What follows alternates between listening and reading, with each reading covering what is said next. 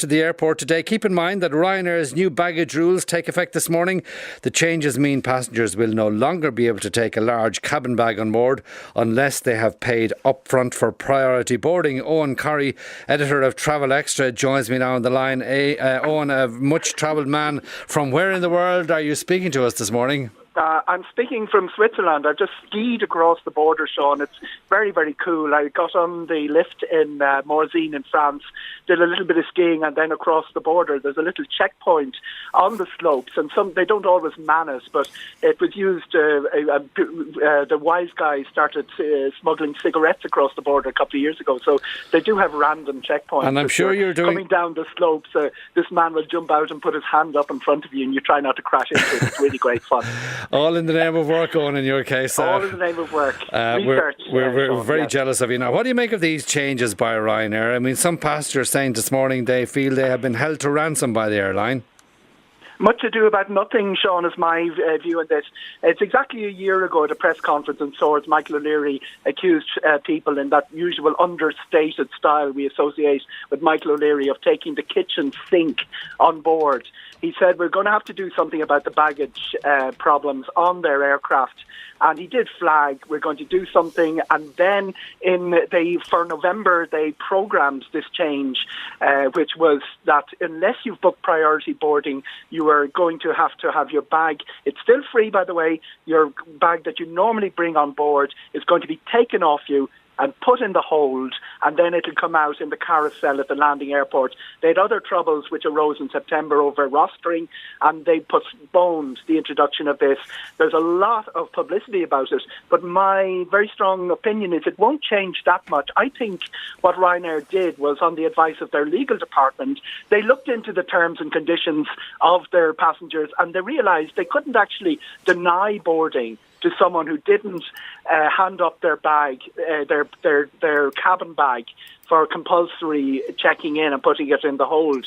Now they've introduced a clause where they can, and of course they've put the frighteners on their entire customer base, which is now something like 129 million passengers a year.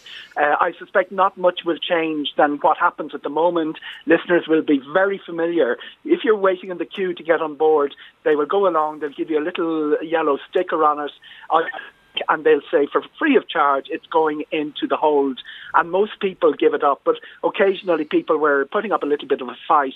Ryanair didn't have the legal terms and conditions in place to say, well, unless you give it up you're being denied boarding. And of course if you pay the extra £5, and that can be €2 if you book far enough in advance for your priority boarding, if you really want your bag, that's what you're going to have to pay to keep it with so you. What on about the flight. Will you still be able to bring on a small piece of hand luggage in the... Absolutely. That's they've introduced new dimensions. There was one dimension which was the 10k, and it's a set of dimensions which is on the website.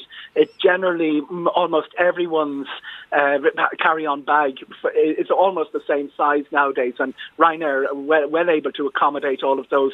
But what happened was, when Ryanair first started, you remember the storm, when Ryanair first started charging for check-in bags, for checking in bags to put them in the hold, more than 80% of passengers were checking in bags. Now the proportions are 80-20 in the other direction. Most people do not check it in, and that has created a problem on the aircraft. What used to be called sums when I went to school, Sean, is that there are 189 passengers and there's only room for 90 of these bags. 90 into 189 doesn't go very well, so they were left with a lot of rows, fights, a little bit of air rage as people tried to bring their bags on board. Then they started checking them in free, the little yellow sticker on it, and I think all that's changed is that they're now in a position where they say, unless you put it in the hold, we're going to deny you boarding, and that will concentrate the minds of any passengers. And so somebody who is thinking you're going abroad, okay, with Ryanair, and they know they're going to have to concede this, they're going to have to hand up the bag. I mean, can you bring down a big suitcase now as far as the boarding gate? No, this is really important, Sean. The regulations remain exactly the same, 10 kilo and the 155 centimetres length. They remain exactly the same. There isn't a case where you can get in 12, 14, 15 kilos on board. You still have to check that in and pay the extra for it. They've actually reduced that as a sort of a sweetener to passengers. That's come down from €35 to €25. That's a little bit more, like everything with Ryanair, it's a little bit more complex than that, because they do push up those baggage charges at peak times, Christmas, all of that sort of stuff, and the Canary and some of the peak summer routes. They do push that charge up. That's another thing that really makes passengers angry. That's still in place. You can be very smart with your sums up there in the rarefied atmosphere of Switzerland and the ski slopes, right? And you say, 189 into 90 won't go. But what do you say to Walter Lacey, who's texted from Carlow? He says, wouldn't it be interesting if all passengers booked priority boarding, and see how Michael O'Leary would deal with that? Well, that's the next problem coming down the line, and we've seen that it's a very, very good point, Sean, because if you remember around this time last year, priority boarding meant, you could pick your seat and passengers could sit together, but the vast majority of passengers weren't booking priority boarding, and they were able to sit together. We reached a tipping point somewhere around April or May, around Easter last year, where the number of people booking priority boarding went beyond Ryanair's expectations. And we had a very famous live line programme where Michael O'Leary came on to defend the fact that passengers were being separated, families were being separated. His problem is that if more and more people book priority boarding, you will then end up with some of the priority boarding passengers having to pass up their bags. I suspect, without having any crystal ball, even in the rarefied heights here in the ice, I suspect what they will do if they reach that point is they'll go back to the looking for volunteers, yellow stickers.